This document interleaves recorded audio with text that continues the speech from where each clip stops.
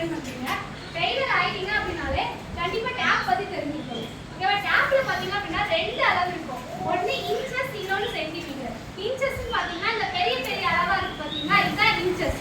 Centimetre பாத்தீங்கன்னா இந்த குட்டி குட்டி அளவுல இருக்கு பாத்தீங்கன்னா இதுதான் சென்டிமீட்டர்.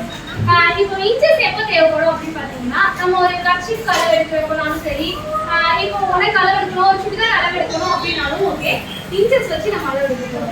சென்டிமீட்டர் எப்ப தேவைப்படும் அப்படின்னா நீங்க வந்து இப்போ ஒரு கடைக்கு போறீங்க, உங்களுக்கு ஒரு பெட்டிக்கோட்டுக்கு துணி வேணும் அப்படின்னு சொன்னீங்க. ஒரு பெட்டிக்கோட்டுக்கு துணி வேணும், நீ 50 இன்ச்சு ஒரு பெட்டிக்கோட் ஒரு 50 இன்ச்சு துணி எடுத்துட்டு வாப்பா அப்படின்னு சொல்லி நீங்க சொல்லிட்டீங்க அப்படின்னா அங்க போனா யாருக்கும் தெரியாது. எனக்கு 1 மீட்டர் துணி வேணும், 2 மீட்டர் துணி வேணும்னு கேட்டாதானே எல்லாரும் சொல்லுவாங்க. அப்பதானே அங்க போய் கடைக்காரங்க கட் பண்ணி தருவாங்க. அப்போ நமக்கு சென்டிமீட்டர் தேவைப்படும். அப்போ சென்டிமீட்டர்ல 80 இருந்துச்சுன்னா 80 பாயிண்ட், 90 இருந்துச்சுன்னா 90 பாயிண்ட், 1 இருந்துச்சுன்னா 1 மீட்டர். ஓகேவா? இப்போ நம்ம டேப்போட நீளம் பார்த்தீங்க அப்படின்னா 1.5 மீட்டர் அளவு. எவ்வளவு இருக்கும்னா 1.5 மீட்டர் அளவு. அப்போ ஒரு டேப்பிங் நீளம் 1.5 மீட்டர். எல்லாரும் நோட் பண்ணிக்கோங்க. ஒரு டேப்பிங் நீளம் 1.5 மீட்டர். நீங்க எல்லாருமே ஸ்கூல்ல படிச்சிருப்பீங்க, 3rd ஸ்டாண்டர்ட்ல படிச்சிருக்கீங்க. 1 மீட்டர் ஈக்குவல் டு 100 சென்டிமீட்டர் படிச்சிருக்கீங்களா? 1 மீட்டர் ஈக்குவல் டு 100 சென்டிமீட்டர். ஒரு டேப்பிங் நீளம் 1.5 மீட்டர் அப்படின்னு சொல்லி இது பண்ணிக்கோங்க. அதுக்கப்புறம் பாத்தீங்க அப்படின்னா இப்போ நம்ம கர்ச்சீஃப் வெட்ட போறோம். ஓகேவா? கர்ச்சீஃப்க்கு பாத்தீங்க அப்படின்னா 15 இன்ச் நீளம், 15 இன்ச் அகலம். இப்போ இன்ச்னா கர்ச்சீஃப் போட்டு 15 இன்ச் இந்த மாதிரி மேல 2 கோடு போட்டுக்கோங்க. கோடு போட்டீங்கன்னா இன்ச்னு அர்த்தம். நீங்க அத இன்ச்னு எழுத வேண்டாம். அந்த மேல இந்த மாதிரி 2 அப்பாஸ்ட்ரோஃப் போட்டு போட்டீங்க அப்படின்னா இன்ச்னு அர்த்தம். 15 இன்ச் நீளம், 15 இன்ச் அகலம். இப்போ கர்ச்சீஃப் எல்லாருமே பாத்துட்டீங்க இந்த மாதிரி ஸ்கொயர் ஷேப்ல தான் இருக்கும். கர்ச்சீஃப் ஸ்கொயர் ஷேப்ல தான் இருக்கும். இப்போ அதை வந்து நம்ம எப்படி அளவு எடுக்க போறோம் அப்படிங்கறத பார்க்க போறோம்.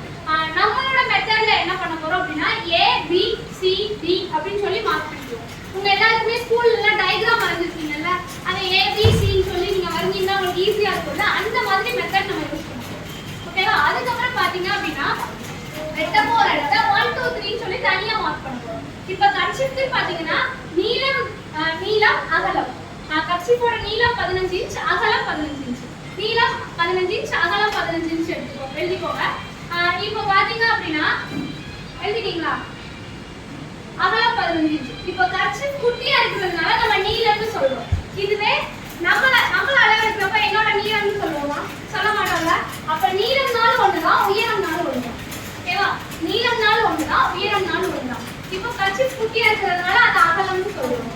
இப்போ நம்மள அளவு எடுக்கிறப்ப என்னோட அகலம்னு சொல்லுவோமா? சொல்ல மாட்டோம்ல. அப்ப அகலம்னாலும் ஒண்ணுதான், சுற்றளவுனாலும் ஒண்ணுதான். ஓகேவா? நீளம்னாலும் ஒண்ணுதான், நீளம்னாலும் ஒண்ணு, உயரம்னாலும் ஒண்ணு. நீளமும் உயரமும் ஒண்ணு, அகலமும் சுற்றளவும் ஒண்ணு. ஓகே, எல்லாரும் புரிஞ்சுட்டீங்களா? இப்போ குட்டியா இருக்கிறதுனால நம்ம நீளம்னு சொல்றோம்.